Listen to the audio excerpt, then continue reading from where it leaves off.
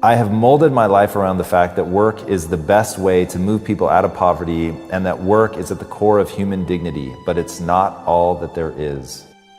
For me, it was tough. As a child, I was always kind of an outcast. We never had enough money to shop at normal. I would cobble together different jobs. I did, in fact, clean toilets for our campus. We call it dorm crew, but it's like a janitorial service run by students. People who have endured hardship in some way can build grit and resilience from it. When you're poor, you depend on each other. You depend on your relationship with your neighbor and your family, because if you don't have that, you have nothing.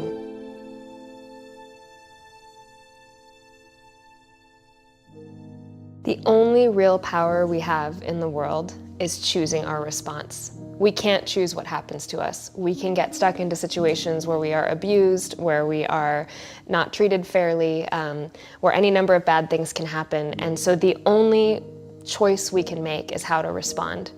And I find that that knowledge gives me so much freedom, because if something bad is happening to me that I can say is beyond my control, I can say, well, at least, I have the power in my response to show the world what kind of person I am.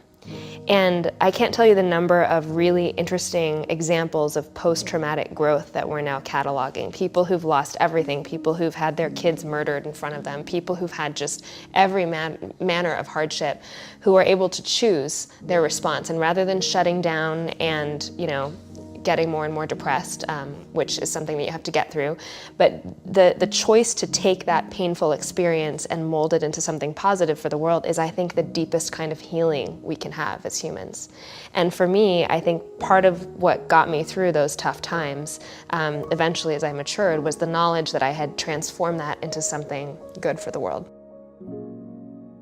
I did struggle with pretty severe depression in my 20s. I had a year in college when both my aunt and one of my best friends committed suicide. And that came at the same time. Your roommate, right? Yeah, it was my roommate. She was my blockmate. We were in the same rooming group.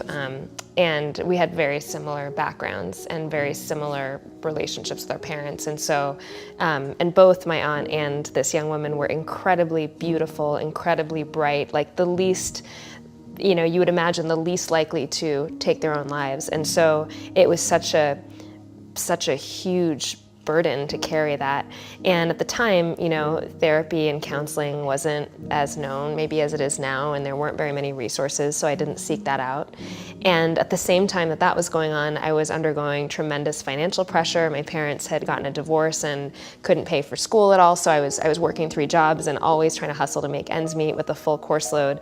And then maybe to add to that, I would go and spend time in Africa. So I did research in Rwanda, literally working on this project with victims of the genocide, who'd had, I'd go there and interview people with machete wounds on their head from this horrific genocide, talking about having seen their children murdered in front of them. And so I didn't even understand the concept of PTSD, and how if you're exposed to people who've undergone serious trauma, you yourself can take that on. So it was just a hot mess after these few years. And then I graduated and I moved to New York City. I took a management consulting job just to be able to pay the bills and hopefully learn about business. I knew I wanted to create a business that would help people, and ideally a business that would hire poor people and move them out of poverty. But it was tough times. I was alone often as a consultant, getting up at 4 a.m. on a Monday to fly to some random city, and spent most of my time alone in hotel rooms. So it kind of all added up, and at one point just exploded. And I went through some very dark times. Anyone who's been through depression knows what I mean. And I guess what got me out of it was, I feel very blessed to have found a career that nourishes me spiritually. I feel like when your core spiritual values or your morality are aligned with what you spend the majority of your time doing, it creates this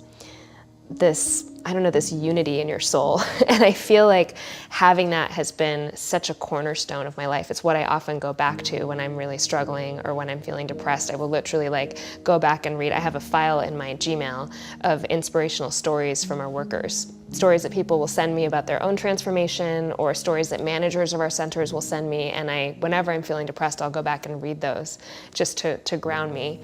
I also think that connecting with other people who are suffering, there's all this research that empathizing with someone else who maybe has it even worse than you can relieve your own burden. And so as much as possible when I was in those states, I would try to immerse myself in issues around global poverty or understand what life was like for someone who had it even worse, who might be struggling with depression but living on $2 a day and also struggling with HIV or some other problem. And that would help bring me out of it. Let's remind ourselves that some of the most famous and prominent social leaders were not flawless. MLK was a known, cheater. He cheated on his wife regularly, unfortunately. Gandhi, it's well known in India, was really, really cruel to his wife. There's even a play that I watched about it, which was kind of shocking. And I guess the moral of the story is that no one is a saint. Even when they're canonized, they don't. There's a whole book that criticizes Mother Teresa's work. And I'm not saying this to take down our heroes. I think that what all three of those folks have done is truly heroic and great and should be celebrated. I say this because it's important that we don't absolve ourselves of a moral duty to act. We all have that duty to act. You don't have to be flawless. These people are not, genetically different. And I think that's another problem with this pedestal issue, is that when we put people on pedestals, we then start nitpicking and saying, oh, well, if he or she wears a nice dress, then she can't possibly care about poverty because she's too consumed with her own appearance. Or in MLK's case, many people tried to take him down because he had such a great sense of style. Those two things are not incompatible. You can have an interest in fashion and a desire to make aesthetic choices that fit your taste, and at the same time find poverty to be morally objectionable and want to do something about it. People who do work in service of humanity do not need to be saints. We do not need to put them on pedestals. They don't have to, take vows of poverty. I think when we say that and do that, it makes ordinary people feel like they could never enter this field, and that's part of the problem. When you're poor, you depend on each other. You depend on your relationship with your neighbor and your family, because if you don't have that, you have nothing. And when an accident happens, there's this social capital that helps people get through that. And so it's tough, because on the one hand, I think a lot of the traditional values, or a lot of the values that I see in poor communities, are values that we want to perpetuate and that are important. And on the flip side, there are things like really, avoidable suffering in healthcare, for example. And I remember talking to a doctor in Kampala who would tell me that he would watch people routinely die in his hospital because the hospital didn't have enough sutures. So people would come in from an accident on the street and they would literally die from hemorrhage because the hospital did not have stitches. So that's the kind of thing that just should never happen in 2017, not on our watch, right? I also think that we're learning more and more that more money after a certain level does not equate to more happiness or a more fulfilled life. Talent is equally distributed and opportunity is not. And we live in a world where more than 2 billion people live on less than $3 a day. And that number is adjusted for purchasing power. So that's what $3 would buy you in a US city in modern times. So just imagine what that means. I mean, it means that you are living in a constant state of scarcity. We now know, there's a very interesting book out called Scarcity, which talks about how scarcity reshapes your brain. They took Fortune 500 CEOs and had a few of them volunteer for a study where they were basically voluntarily starved for a week. And these guys stopped being able to make good long-term decisions universally, because your brain chemistry is focused on finding food. It's focused on whatever is scarce. And so when people are living in a constant state of scarcity, they cannot possibly make, what we would think of as good decisions.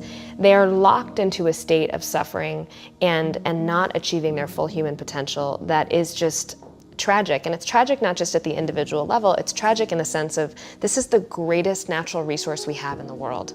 More important than going to Mars, more important than finding the next oil reserve or the next diamond mine, is figuring out how we can mine the talent of the bottom billions of people who've been left to fester. And I think it's a tremendous loss to the world. And so for me, I think it's so exciting to be able to go to places like Nairobi or Uganda and see people shine, see people who could easily be astrophysicists if they had only had the opportunity, and hopefully get them on the path where they can achieve more of their human potential. And it is the most personally satisfying job I could ever imagine having. And I think as a society, when we do this, we feel more satisfied collectively as well. One of the ways that you can push yourself to get beyond your comfort zone, I think, is to read about failure and try to immerse yourself in more case studies that show you how failure can profoundly shape you. And it's hard. I mean, in the early days of a startup, I think rejection is inevitable. So there's an element of just getting back up again when you've been punched so many times that you feel like you can't. And I don't know what it is in us that creates that sort of tipping point when you decide to get up again. But it's among all the entrepreneurs I know who are successful, that is the single biggest factor. It's not quitting.